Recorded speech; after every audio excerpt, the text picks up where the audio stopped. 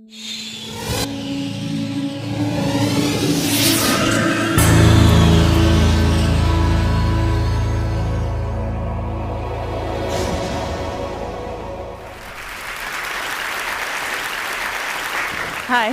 my name is Cameron Russell, and for the last little while, I've been a model, actually for 10 years.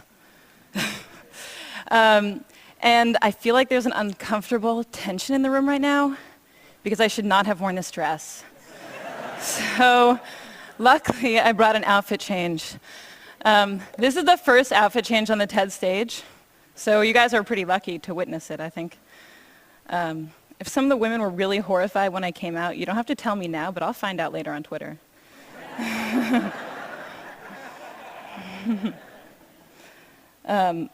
I'd also note that I'm quite privileged to be able to transform what you think of me in a very brief 10 seconds. Not everybody gets to do that. These heels are very uncomfortable, so good thing I wasn't going to wear them. The worst part is putting this sweater over my head because that's when you all laugh at me, so don't do anything while it's over my head. All right. So why did I do that? That was awkward. Well,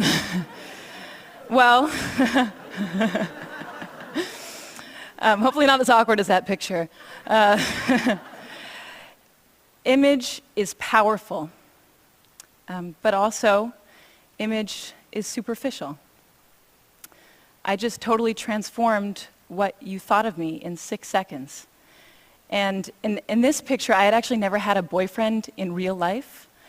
I was totally uncomfortable, and the photographer was telling me to arch my back and put my hand in that guy's hair. And of course, barring surgery, or the fake tan that I got 2 days ago for work, there's very little that we can do to transform how we look. And how we look, though it is superficial and immutable, has a huge impact on our lives. So today, for me, being fearless means being honest. And I am on this stage because I am a model. I'm on this stage because I am a pretty white woman. And in my industry, we call that a sexy girl.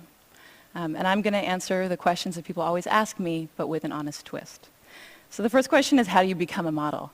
And I always just say, oh, I was scouted, but that means nothing. The real way that I became a model is I won a genetic lottery, and I am the recipient of a legacy. And maybe you're wondering, what is a legacy? Well, for the past few centuries, we have defined beauty not just as health and youth and symmetry that we're biologically programmed to admire, but also as tall, slender figures and femininity and white skin. And this is a legacy that was built for me, and it's a legacy that I've been cashing out on.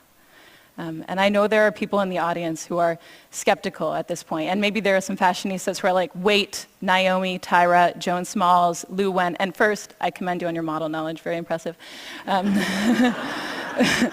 But unfortunately, I have to inform you that in 2007, a very inspired NYU PhD student counted all the models on the runway, every single one that was hired, and of the 677 models that were hired, only 27, or less than 4%, were non-white.